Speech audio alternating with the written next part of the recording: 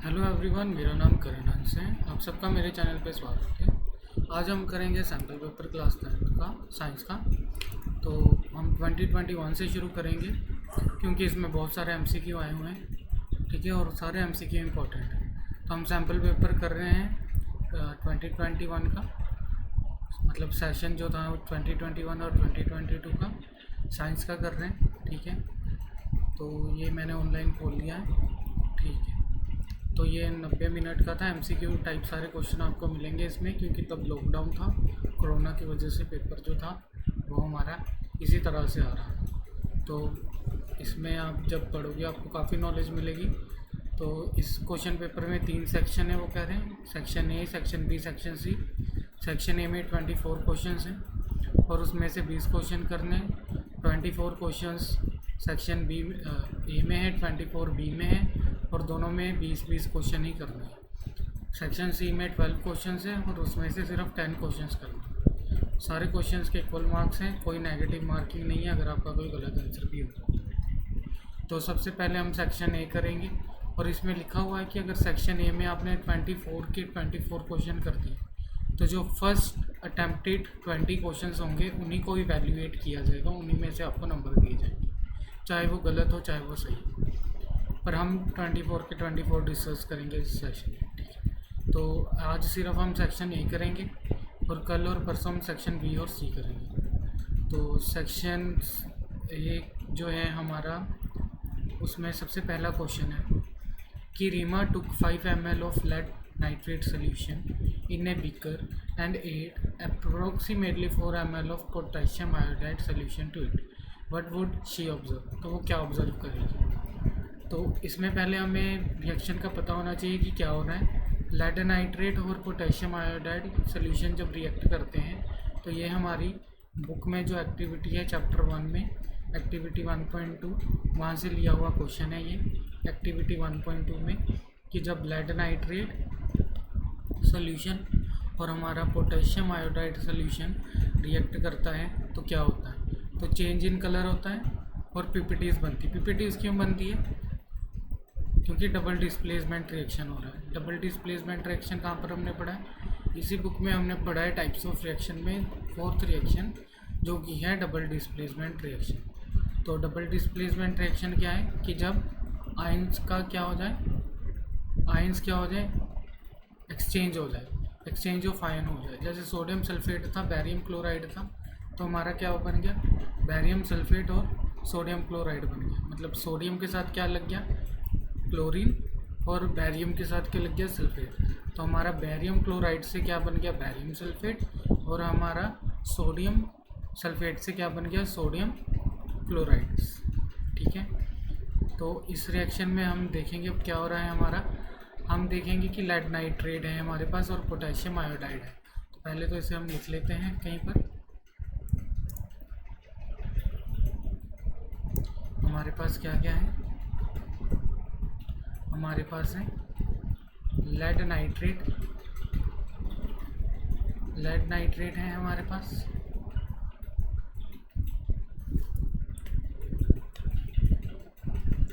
Lead nitrate लिख लिया हमने। और ये किसके साथ रिएक्ट होगा, ये हमारा पोटेशियम आयोडाइड के साथ रिएक्ट होगा। लिख लेते हैं पोटेशियम आयोडाइड।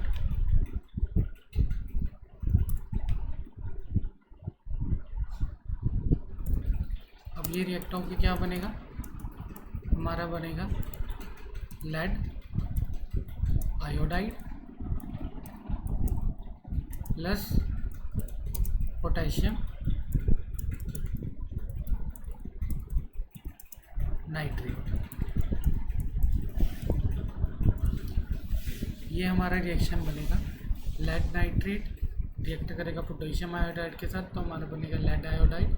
लेड किसके साथ लग जाएगा, आयोडाइड के साथ, और पोटेशियम किसके साथ चले जाएगा, नाइट्रेट के साथ। डबल डिस्प्लेसमेंट रिएक्शन हो जाएगा और आयंस का एक्सचेंज हो जाएगा, ठीक है। अब क्वेश्चन क्या कह रहा है, क्वेश्चन कह रहा है कि जब ये रिएक्शन होगा तो what would she observe. Reema ने जब इनका रिएक्शन कराया तो उसने क्या ऑब्जर्व किया, उसने क्या ऑब्जर्व किया कि ये एक तो इनका केमिकल्स का नाम नहीं लिखा, तो मतलब कलर पूछ रहा है हमें क्या हो रहा है, तो हमें कलर्स में आंसर देना है, तो हम कलर्स में इसका आंसर देंगे। कलर में आंसर देते हैं, लेड नाइट्रेट वाइट कलर का होता है क्रिस्टलाइन, और पोटेशियम आयोडाइड भी वाइट कलर का होता है। लेड आयोडाइड येलो का होता है और ये पोटेशियम नाइट्रेट वाइट कलर का होता है। तो ये क्या बन जाएगा, प्यूपिटीज बन जाएगी, ठीक है, येलो कलर की आएंगी, वो येलो कलर आएगा। तो इसका आंसर जो होगा हमारा होगा येलो प्रेसिपिटेट वाज फॉर्म। तो यहाँ पर हम सर्च भी कर लेते हैं एक बार, जो हमारा लेड आयोडाइड होता है उसका कलर, उसके प्रेसिपिटेट किस तरह के होते हैं, ठीक है। कलरलेस सोल्यूशन पोटेशियम आयोडाइड होगा, ठीक है। Chemical change product reaction indicate, देखो गोल्डन येलो प्रेसिपिटेट बनेंगे लेड आयोडाइड की, ठीक है। और कलरलेस होता है लेड नाइट्रेट सोल्यूशन, और कलरलेस होता है पोटेशियम आयोडाइड सोल्यूशन, ठीक है। वाइट कलर का होता है, मतलब कलरलेस होता है। और जो हमारे पास गोल्डन येलो प्रेसिपिटेट्स आएंगे वो लेड आयोडाइड के आएंगे, ठीक है। लेड आयोडाइड के आएंगे हमारे पास क्या, येलो प्रेसिपिटेट्स, ठीक है। तो पहला क्वेश्चन हो गया है हमारा, जिसका आंसर हमारा क्या है, बी, कि येलो प्रेसिपिटेट्स वाज फॉर्म, ठीक है। अब हम सेकंड क्वेश्चन करेंगे। सेकंड क्वेश्चन बुक का है अगेन, बुक में जो हमारा चैप्टर सेकंड है, जिसमें हमने ये रिएक्शन किया हुआ है, पहला रिएक्शन, जिसमें हम हाइड्रोजन का प्रेजेंस चेक करते हैं, किसमें, जब हम उसे किससे के साथ रिएक्ट करते हैं, एसिड और मेटल के साथ। जब रिएक्शन एसिड के साथ हम रिएक्ट करते हैं मेटल का, तो हमारे पास जो गैस इवॉल्व होती है वो कौन सी होती है, हाइड्रोजन।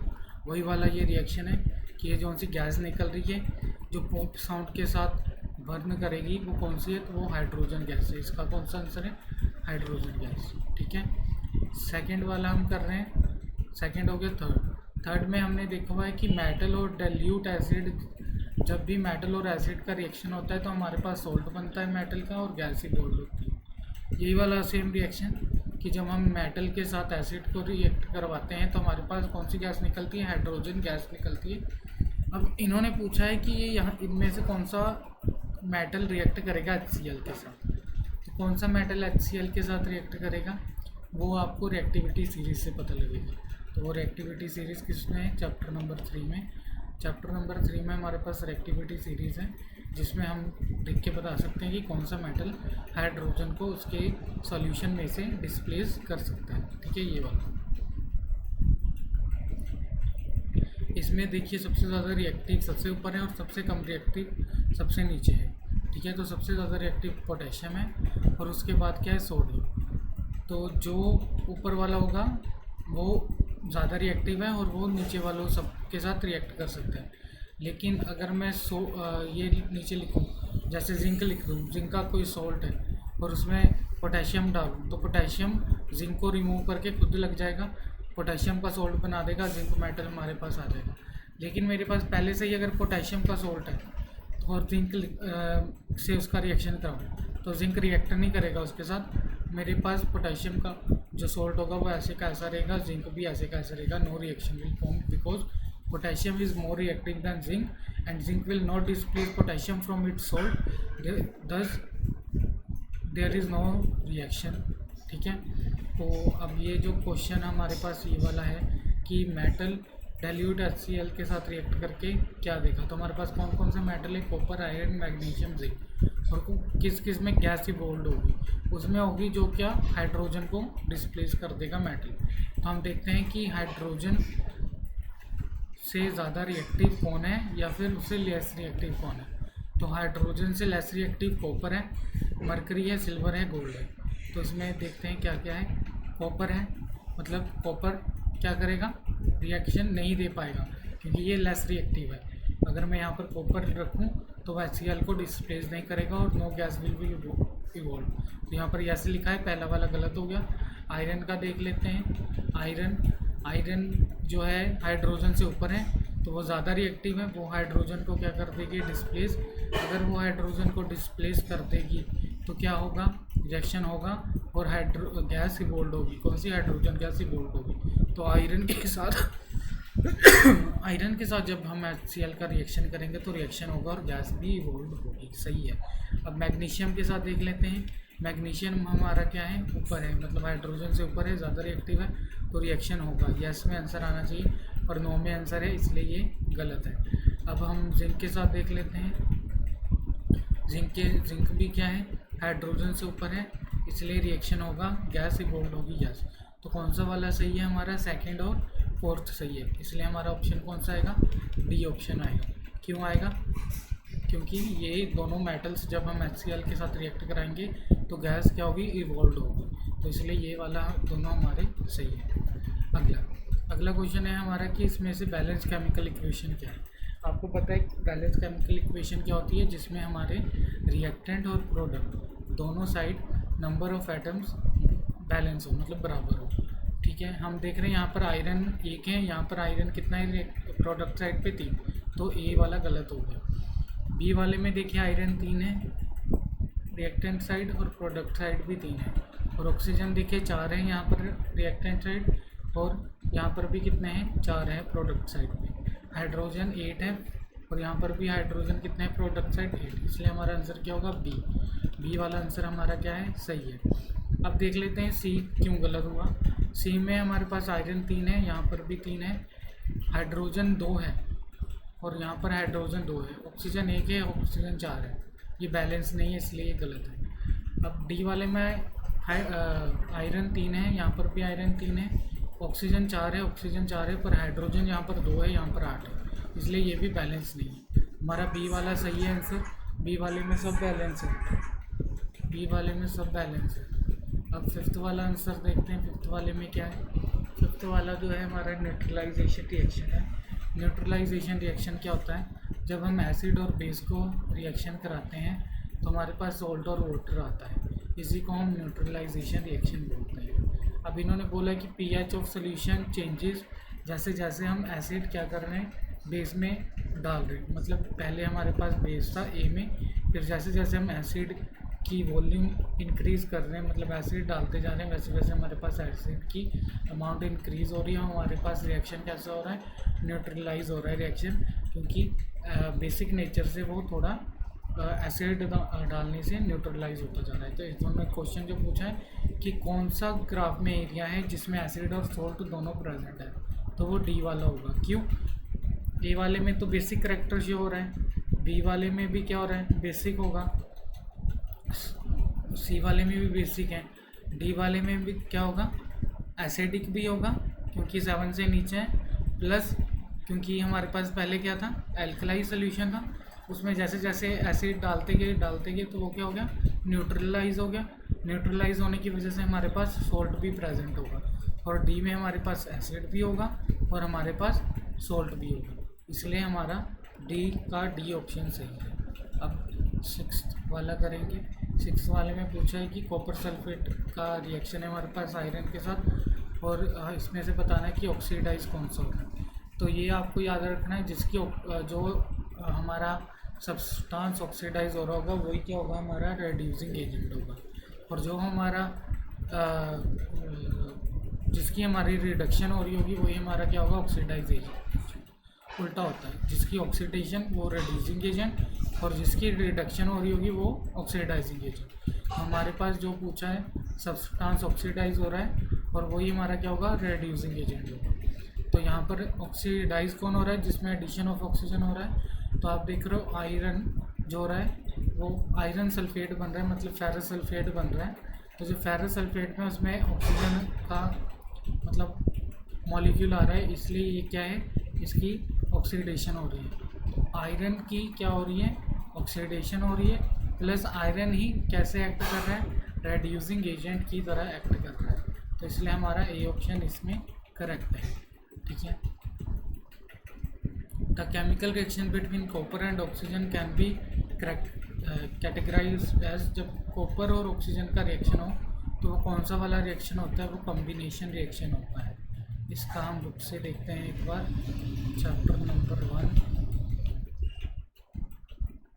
ये देखिए, जब कॉपर और ऑक्सीजन रिएक्ट करते हैं तो कंबाइन होकर हमारे पास सिंगल प्रोडक्ट आता है। व्हेन 2 और मोर सब्सटेंसेस या reactants react to form one single product, that type of reaction is known as combination reaction। तो ये कौन सा रिएक्शन होगा, combination reaction। 8th question, which of the given option are correctly represents the parent acid and parent base of calcium carbonate. Calcium carbonate का parent acid और parent base बताना है, ठीक है। एसिड और क्या बताना है, बेस। तो हमारे यहाँ पर HCl ये नहीं होगा, हमारे पास कैल्शियम चाहिए होगा और हमारे पास कार्बोनेट चाहिए होगा। तो ये हमारा क्या होगा, H2CO3 होगा हमारे पास, और क्या होगा हमारे पास होगा कैल्शियम हाइड्रोक्साइड। क्यों? क्योंकि हमें क्या चाहिए, कैल्शियम। कैल्शियम हमारे पास कहाँ मिल रहा है, यहाँ पर कैल्शियम नहीं है, यहाँ पर कैल्शियम हमारे पास कहाँ है, 3 ऑप्शंस में है, ठीक है, BCD में है। अब BCD में कैल्शियम तो है, पर जब वो कैल्शियम रिएक्ट करेगा तो हमारे पास क्या बनना चाहिए, कार्बोनेट बनना चाहिए। तो हमारे पास पेरेंट एसिड में कार्बोनेट किसके पास है, बी वाले ऑप्शन के पास है, इसलिए हमारा ऑप्शन कौन सा सही है, बी ऑप्शन सही है। क्यों? क्योंकि जब ये रिएक्ट करेंगे तो कैल्शियम हाइड्रोजन को डिस्प्लेस करके क्या बनाएगा, कैल्शियम कार्बोनेट। और यही हमारा क्या होगा, ऑप्शन होगा, जिसमें पेरेंट एसिड क्या है, हाइड्रोजन कार्बोनेट, और पेरेंट बेस क्या है हमारे पास, कैल्शियम हाइड्रोक्साइड। अब B, 9th option, 9th question, how will you protect yourself from heating generated while diluting a concentrated acid. जब कंसनट्रेटेड एसिड को डाइल्यूट करते हैं तो अपने आप को कैसे प्रोटेक्ट कर सकते हैं, तो ये आपको करवाया होगा सेकेंड चैप्टर में एसिड बेस में, कि जब भी एसिड को डाइल्यूट किया जाता है तो हम क्या करते हैं बताइए। हम डाइल्यूट करते समय हम पानी को एसिड में डालते हैं कि एसिड को पानी में डालते हैं, हम एसिड को पानी में डालते हैं, ठीक है, ना कि एसिड में पानी डालते हैं। अगर हम एसिड में पानी डालेंगे तो एक्सोथर्मिक रिएक्शन होने की वजह से हमारा जो वो ग्लास, हमारी टेस्ट ट्यूब है वो टूट जाएगी और एसिड हमारे ऊपर गिर सकता है। कंसनट्रेटेड एसिड है तो हम जल भी सकते हैं, इसलिए हम क्या करते हैं, पहले पानी टेस्ट ट्यूब में डालते हैं, फिर धीरे धीरे थोड़ा थोड़ा एसिड उसमें डालते हैं, और इस तरह से हम एसिड को, कंसनट्रेटेड एसिड को डाइल्यूट करते हैं, ठीक है। तो मेरे ख्याल से आपको क्लियर हो गया होगा, ये यहाँ पर इसका आंसर भी आप पढ़ सकते हैं। क्योंकि जब भी हम एसिड और बेस का रिएक्शन करते हैं वो क्या होता है, हाईली एक्सोथर्मिक होता है। When the process of dissolving an acid और a base in water is highly exothermic. तो हमें जब हम कंसनट्रेटेड एसिड को डाइल्यूट करते हैं तो हमें हमेशा एसिड को स्लोली ऐड करना चाहिए पानी में विद कांस्टेंट स्टायरिंग, मतलब उसे हिलाते रहना चाहिए, ठीक है। तो हम कैसे बच सकते हैं, by adding acid to water with constant stirring. A option correct है। बी क्यों नहीं करेक्ट है, क्योंकि by adding water to acid, acid में पानी नहीं डालेंगे, क्योंकि अगर एसिड में पानी डालेंगे तो एक्सोथर्मिक रिएक्शन है, हमारी टेस्ट ट्यूब क्या हो जाएगी, ब्रेक हो जाएगी और एसिड हमारे पर गिर सकता है, और जो वो हीट होगी वो मतलब हमें बर्न कर सकती है, ठीक है। अगला 10th question, why is it important to balance a skeletal chemical equation. Skeletal chemical equation क्यों है बैलेंस करना जरूरी। स्केलेटल केमिकल इक्वेशन को ही हम अनबैलेंस केमिकल इक्वेशन बोलते हैं। स्केलेटल केमिकल इक्वेशन को बैलेंस करना इसलिए ज़रूरी है क्योंकि कंजर्वेशन ऑफ मास को वेरीफाई करना ज़रूरी है, जो कि हमने क्लास 9th में पढ़ा था। कंजर्वेशन ऑफ मास क्या कहता है, law of conservation of mass क्या कहता है कि मास can neither be created nor be destroyed in a chemical reaction, ठीक है। मास को हम ना ही क्रिएट कर सकते हैं ना ही हम डिस्ट्रॉय कर सकते हैं in a chemical reaction. Chemical reaction में हम मास को नहीं ना तो डिस्ट्रॉय कर सकते हैं ना ही हम क्रिएट कर सकते हैं। जहाँ पर आपको आंसर मिल जाएगा, ये देखिए कि बैलेंस केमिकल इक्वेशन, हम लो कंजर्वेशन को रिकॉल करते हैं। क्यों? क्योंकि मास हम ना तो बना सकते हैं ना ही हम डिस्ट्रॉय कर सकते हैं। मास can neither be created not be destroyed in a chemical reaction, ये हम क्लास 9th में पढ़ चुके हैं। इसका मतलब क्या है कि total mass of the element present in the product side और on the reactant side must be same. तो इसका जो आंसर होगा वो क्या होगा हमारा, तो verify the law of conservation of mass.